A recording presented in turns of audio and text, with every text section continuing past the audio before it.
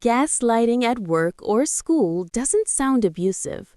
It sounds reasonable, and that's why it works. In today's video, let's talk about gaslighting at work or school. Gaslighting is not the dramatic version people imagine, but the quiet, everyday kind that happens at work and in school. Gaslighting doesn't start with yelling or obvious cruelty. It starts with confusion. You walk away from a conversation thinking, did I misunderstand that? Am I being too sensitive? Maybe it really is my fault. That's how gaslighting works. At work or school, gaslighting often sounds polite, professional, and even reasonable. It sounds like, you're overthinking it. That's not what I meant. You're remembering it wrong. That never happened. On the surface, those phrases seem harmless, but over time, they do something dangerous. They teach you to stop trusting your own perception.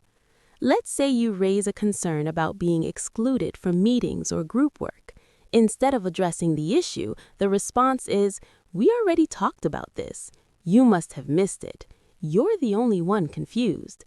Now the focus shifts not to the problem, but to you. You start questioning your memory, your confidence drops, you stop speaking up, and that's the point. Gaslighting works by slowly eroding your sense of reality while protecting the other person's power or image. Another common example is when someone crosses a line. Maybe they speak to you harshly, belittle your ideas, or embarrass you publicly.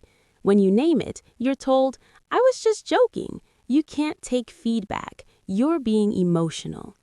Notice what's happening. Your feelings are dismissed and the behavior is reframed as your flaw. In schools, gaslighting often shows up in group projects, grading disputes, or authority dynamics. In workplaces, it appears in performance reviews, team conflicts, or when credit is taken for your work. And because these environments value obedience, professionalism, and silence, gaslighting thrives. People who gaslight rarely admit wrongdoing. Instead, they rewrite the story. They say things like, "That's not how it went. You're twisting things. No one else has a problem with this." Isolation is part of the strategy.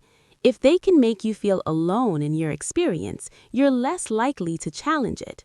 The real damage of gaslighting isn't just the moment it's happening, it's what happens after.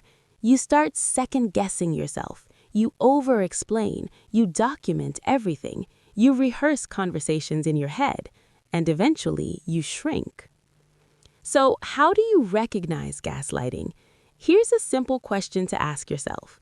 Do I consistently leave interactions feeling confused, small, or doubting my reality, even when I know something felt wrong? That's a red flag. Healthy environments don't require you to abandon your intuition. They don't punish clarity. They don't make you feel unstable for asking reasonable questions. And here's the most important thing to remember. If someone benefits from you doubting yourself, that's not miscommunication, it's manipulation. Naming gaslighting doesn't make you difficult, it makes you aware, and awareness is the first step to protecting your voice, your boundaries, and your sense of reality.